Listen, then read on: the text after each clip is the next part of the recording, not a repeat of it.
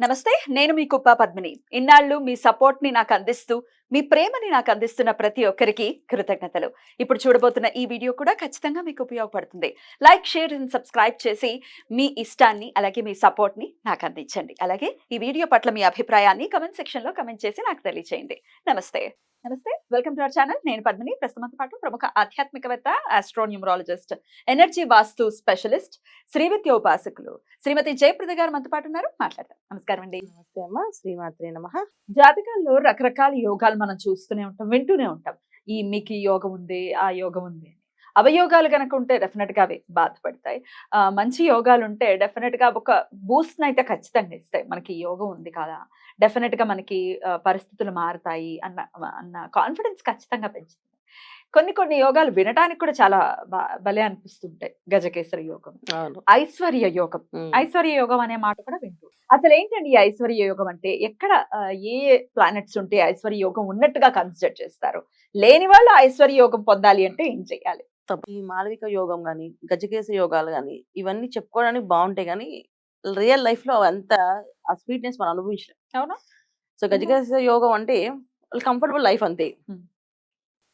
So జాతకంలో మంచి బలంగా డేట్ ఆఫ్ బర్త్ కాంబినేషన్ బాగుండి, వాళ్ళ జాతకంలో లగ్నం బాగుండి, లగ్నం నుంచి గురు బలం, చంద్రబలం బాగుంటే వాళ్ళ యోగాన్ని అనుభవిస్తారు. గజకేసరి యోగం ఉంది, ఇంట్లో హౌస్ వైఫ్ కొండు నీకు అన్ని పెడతా అని చెప్పేసి ఎంతో చదువుకున్న అమ్మాయిని తీసుకొచ్చి ఇంట్లో పెట్టేసి ఇంట్లో వంటకు మాత్రం పరిమితం చేసేస్తే, ఇంట్లో చిన్న చిన్న పనులకి పరిమితం చేశారనుకోండి, సో యోగం పోయినట్టే కదా. నా లైఫ్ స్పాయిల్ అయ్యేది అని అనుకుంటుంది ఆ అమ్మాయి. సో ఇలాంటి యోగాలన్నీ ఏంటంటే చూడడానికి వినడానికి బాగుంటాయి, కానీ వాళ్ళ జాతకాలు కూడా బాగుండాలి, అప్పుడే వాళ్ళు కలిసి వస్తాయి, లేకపోతే అంత యోగం ఉండదు. కానీ ఐశ్వర్య యోగం అలా కాదు. ఐశ్వర్య యోగం అనేది మన జాతకంలో పుట్టినప్పటి నుంచి వింశోదశ దశ అని ఉంటుంది. చాలా మందికి శుక్రమాదస్తో పుడతారు, వాళ్ళకి శుక్రుడు ఆ జాతకానికి యోగకారకుడు. కానీ ఎవరికి వస్తున్న యోగం పుట్టినప్పుడు శుక్రమాదస్తో పుడితే తల్లిదండ్రులు అనుభవిస్తారు. చిన్నప్పుడు వీళ్ళకి కంఫర్ట్ లైఫ్ అనిపిస్తుంది, తర్వాత వీళ్ళు పెద్ద అయిన తర్వాత ఆ శుక్రమాస అయిపోతుంది. ఒకసారి దశ అయిపోయింది, మళ్ళీ ఆ దశ రావాలంటే మనకి చాలా టైం పట్టేస్తుంది. ఇంకెందుకు వస్తుంది మనం బతికుంటాం. సో అంటే అంటే ఎలా అంటేనన్నా, అంటే మళ్ళీ ఆ దశ రావడం అంటే అంతర్దశలు ఉన్నాయి, అంతర్దశలు వస్తాయి కదా, అప్పుడు యోగం మనకు వస్తుంది. అంతర్దశలో కొద్ది పీరియడ్. శుక్రమాదశ అంటే అంతర్దశ అంటే 20 నెలలు, మళ్ళీ 20 months, నియర్లీ 2 years. ఇంకా అంతకు మించి అయితే ఉండదు. సో ప్రతి జాతకంలో ఆ శుక్రుడు అంతర్దశ వచ్చినప్పుడు వీళ్ళకి యోగం వస్తుంది. కొన్ని జాతకాలు, కొన్ని గ్రహాలు కలిసినప్పుడు.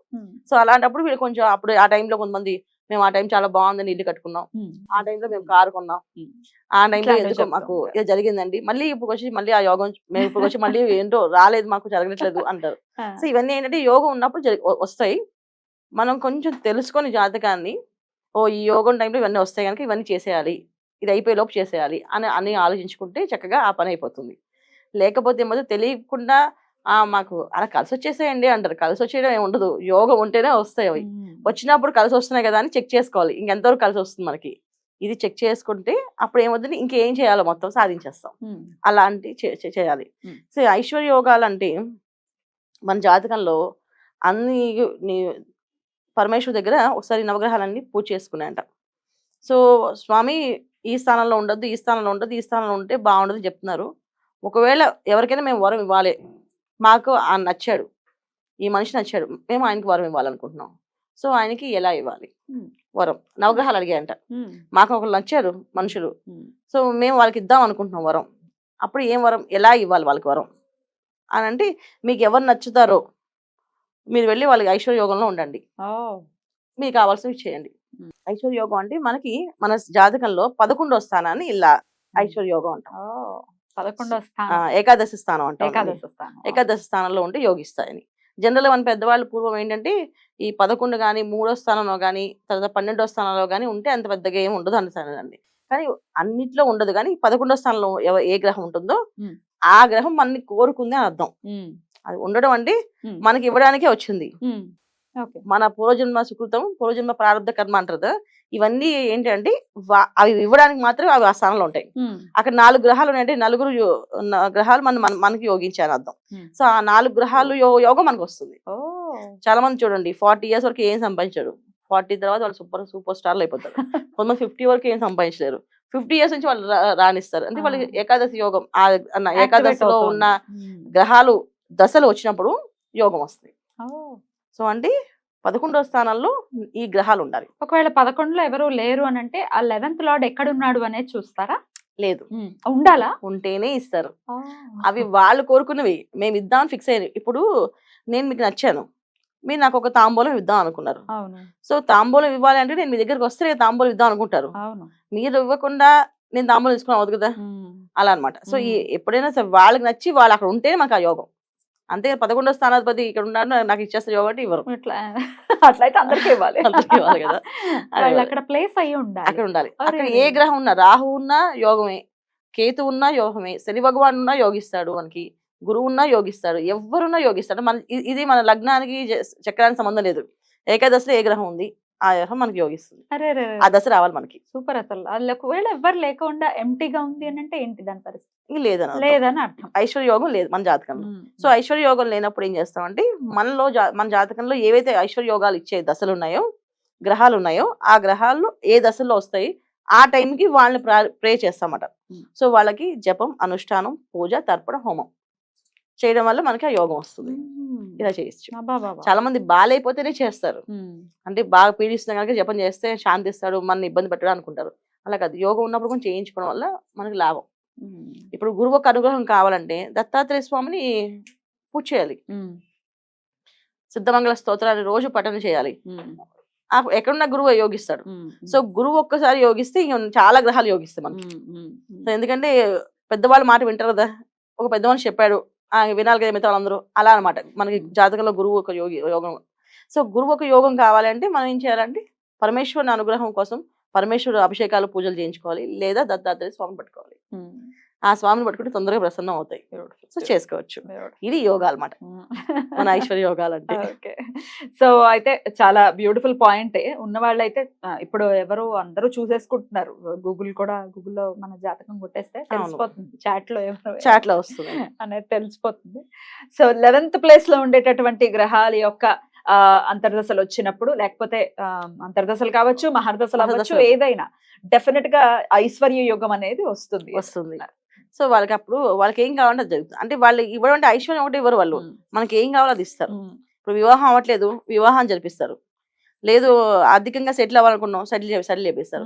ఒక కార్ కొనుక్కోవాలనుకున్నాం, కారే ఇస్తారు. ఇప్పుడు మన యోగం ఇక్కడ ఏంటంటే మనం ఏం కోరుకుంటాం అనేది ఇంపార్టెంట్. అక్కడ మనస్ఫూర్తిగా మనం ఏం కోరుకుంటే అది ఇచ్చేస్తారు. బ్యూటిఫుల్. చాలా చాలా బ్యూటిఫుల్ పాయింట్ అండి ఇది మాత్రం. సరే, యోగం ఉంది, ఆనందమే, బాగుంది. మరి లేరండి 11వ స్థానంలో ఏ గ్రహాలు లేవు, మాకు మరి ఐశ్వర్య యోగం లేదా, మరి మా పరిస్థితి ఏంటి అని అడిగితే కనుక ఏంటి సమాధానం? చాలా సింపుల్ గా వీళ్ళు చేయాల్సిన రెమెడీ ఏంటంటే, కొంచెం కష్టమైన పని కానీ చాలా ఈజీగా చేసుకోగలరు. పెద్ద కష్టం కాదు, వెళ్ళడము చేయడం కష్టం ఈ పని, ఈ రెమెడీ. సో రావి ఆకు ఉన్నాయి కదా, సో గుళ్ళో ఉండే రావి చెట్టులో తానుగా పడిపోయిన ఒక ఆకుని అండి తీసుకొచ్చి, అంటే దానికి మచ్చలు కానీ మరకలు కానీ చిరిగిపోవడం కానీ ఉండకూడదు, నీట్గా ఉండాలి. సో ఆకు తీసుకొని అండి చక్కగా ఇంట్లో గంగాజలం ఉంటే గంగాజలం తీసుకొచ్చి, ఒకవేళ షాపులో ఇవాళ రోజు గంగాజలం అమ్ముతున్నారు, తెచ్చుకుంటున్నాం. ఆ గంగాజలాన్ని వాళ్ళు గంగాజలం కాదు మనకు తెలియదు. సో అందుకని ఏంటంటే అమ్మవారిని ఒకసారి తలుచుకోవాలి. కాశీ గంగ 108 సార్లు ఆ గంగాజలాన్ని పట్టుకొని ప్రార్థన చేయాలి. చేస్తే ఆ కాశీ గంగ అమ్మవారు ఆ నీళ్ళలోకి వస్తుంది ఖచ్చితంగా. సో అందుకని ఆ నీళ్ళతో కొంచెం పసుపు కలుపుకొని ఆ పసుపుతో స్వస్తిక్ అని రాయాలి. స్వస్తిక్ రాసి మన ఇష్టదైవం వెంకటేశ్వర స్వామి అంటే వెంకటేశ్వర స్వామి, శివుడు అంటే శివుడు, అక్కడ పాదాల దగ్గర పెట్టి మాకు ఐశ్వర్య యోగాన్ని ప్రసాదించండి స్వామి అని ప్రార్థన చేయాలి. ఇది ఎప్పుడు చేయాలి అంటే ప్రతి నెల శుక్లపక్షంలో శనివారం. శుక్లపక్షంలో వచ్చే మొదటి శనివారం. అంటే ప్రతి నెల శుక్లపక్షం వస్తుంది మనకి. ఒక్కోసారి 2 రావచ్చు, 2 వస్తాయి. శుక్లపక్షంలో 2 శనివారాలు వస్తాయి. ఫస్ట్ శనివారమే, మొదటి శనివారమే కావాలి, రెండో శనివారం మనకి రాదు. ప్రారంభం మాత్రం మొదటి శనివారం. అలా ఒక ఆకు తీసుకొచ్చి ఇలాగ 9 శనివారాలు వీళ్ళు 9 వారాలు చేయాలి. శుక్లపక్షం అంటే ఏంటి అంటే పౌర్ణమికి ముందు అంతా కూడా శుక్లపక్షం. అవును. సో అమావాస్య తర్వాత వచ్చేదంతా శుక్లపక్షం. అంతే, అమావాస్య వచ్చింది శుక్లపక్షం. కరెక్ట్.